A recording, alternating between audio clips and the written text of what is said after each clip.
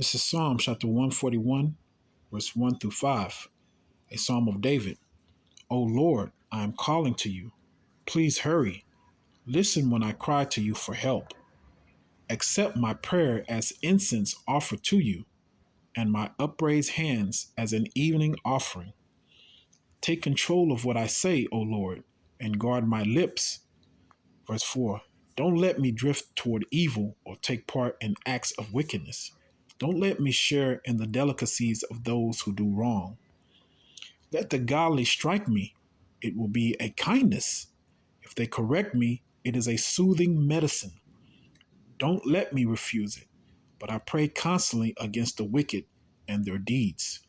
First and foremost, I want to give all praises and glory to Yahweh, Ba'ashim Yahushua, Ba'ashim Kakadash. Double honors to the Apostle of Great Millstone, who well. Peace and salutations to the elders in Akim, pushing this truth and truth and sincerity. And to the elect who are receiving this truth, I say grace be unto you. I'm the brother Kahan from the GMS Dallas camp. Just coming to you today with a quick little lesson. Basically, it was inspired from watching one of our beautiful elder apostle Gabar lessons. I think I believe his channel is Daily Edification. Again, if you can subscribe and be edified. And again, he was just going into, a great importance of this truth of the mysteries of the scriptures is prayer. Salaki.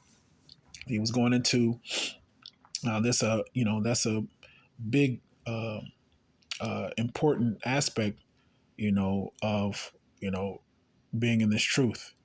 It's understanding the power of prayer, right? And you can see that being evident in this prayer, the Psalm of David. You see, we ought to be in the same type of spirit and understanding, crying out to Yahweh Shema Shai to, give us the ability, to endure these trials and tribulations. Allow our spirits to be greater than our tribulations, right? So that's what the elect men are going to be doing in these times. You see? You see? So let me get another quick scripture real quick. This is going to be Revelations. And this is not going to be it's not going to be a long lesson. Just going into and highlighting how important prayer is in this ministry and how we should rely more and more on the power of prayer. So this is Revelation chapter 8, verse 3. It says, then another angel with a gold incense burner came and stood at the altar, and a great amount of incense was given to him to mix with the prayers of Yahweh's people as an offering of the gold altar before the throne. You see? So again, we have to understand that our prayers is likened to a sweet savor to Yahweh Bashim El Shai. It's likened to something that smells sweet. Our sacrifices, I should say. The men on the highways and byways, going on highways and byways, to teaching this truth, doing your lessons, being brotherly. All those things are being, as a representation of, sweet savor, and especially, ultimately, especially as prayer, man. You see. So we should be getting stronger in our prayer. We should be more reliant, and anything that we come across to first and foremost pray. You see, verse 4 said, the smoke of the incense mixed with the prayers of Yahweh's holy people ascended up to Yahweh from the altar where the angel had poured them out. You see. So again, when we send up these prayers, man, the Most High is accepting of those, especially, we're sending an acceptable offering, man. See, our prayers is likened to an acceptable altar to to Yahweh Bashim El Shai. You see, and again, the censer. When you think about the censer, that was a custom of the Levitical priesthood. They will fill the censer with lively coals to burn, in the temple. Baba Shah, we can prove that real quick. Get that Leviticus chapter 16, verse 13 in the NLT, right? It says, then in the Lord's presence, and again, when you start at the top, let's start at the top. It says the Day of Atonement. The Lord spoke to Moses after the death of Aaron's two sons who died after they entered the Lord's presence and burned the wrong kind of fire before him. So you see, and that's beautiful that, this is being edified, this is being highlighted, that there are certain things that the Most High frowns upon. See? So when you are sending up an unacceptable offering, basically it's going to be a judgment. And you see that that's what the world is doing. They're sending up unacceptable, incense or offering rather to the Most High, man. That's why you're seeing a lot of judgments taking place on this earth, man. These false prophets, these other Israelite camps that are not pushing, the name of Yahweh Shemel Shai, preaching the scriptures in truth and sincerity.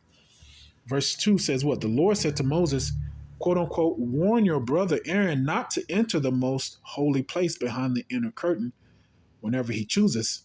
If he does, he will die, for the ark's cover, the place of atonement, is there, and I myself am present in the cloud above the atonement cover. Right. And I just want to jump to the point which is in 13.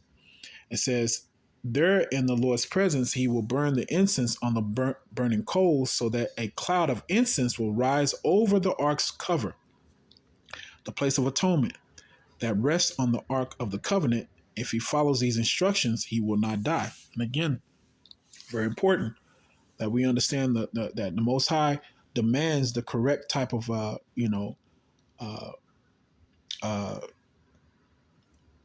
not prayer, but the correct type of sacrifice offering. In this case, we're talking about our prayers, being, a sweet savor, something that's pleasing to Yahweh Shemel Shai. You see? And that's what the men of the Lord are doing, are sending the correct type of offering. Romans 12:2 says, well, make your bodies a living sacrifice. So not only we, offering up our bodies, but our minds, our time, all these things are basically like a sweet savor. It's the correct type of offering that, Yahweh Shemel Shai is Lord willing, he receives, man. You see?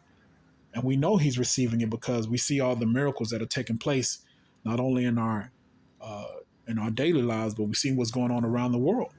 You see? Because this truth is being pushed with the 100% truth, man. You see? You see? So anyway, let me go to another scripture real quick, just to highlight that, Yahweh Shemel Shai, here's our prayers. This is Revelation chapter 6, verse 9. Right? It says, when the Lamb broke the fifth seal, I saw under the altar the souls of all who had been martyred for the word of Yahweh and for being faithful in their testimony. Right? It says, they shouted to the Lord and said, O sovereign Lord, holy and true, how long before you judge the people who belong to this world and avenge our blood for what they have done to us? You see? So again, scripture goes into how,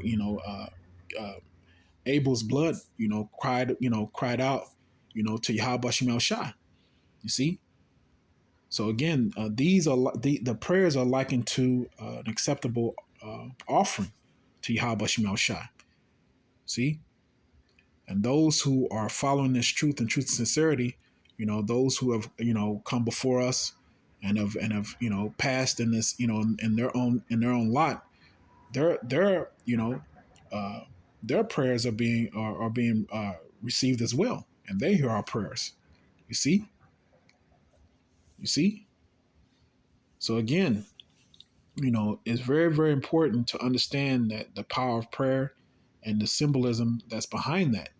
You see, because it's very important during these times to understand that we want to be covered, through our prayers, as we are facing more and more, of a wicked world. You see.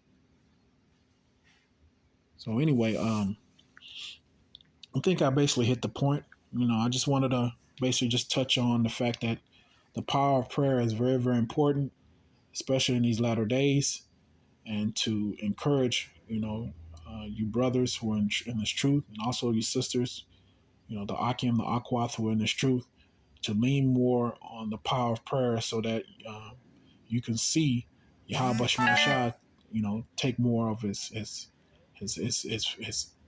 force and his miracles in your lives. You see?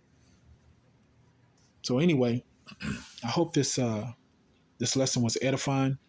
I want to give all praises and glory to Yahweh by Hashem Yahushai by Hashem Kakadash. Double honors to apostles, great millstone who rule well. Peace and salutations to the elders and Akim pushing this truth and sincerity throughout the four corners of the face of the earth. And to the elect men who are receiving this truth, I want to say grace be unto you. Keep leaning on the power of prayer. Keep enduring, keep pushing, right? Because we're almost out of here, man. All right. So on that note, I want to say shalom, Kwame Asherallah.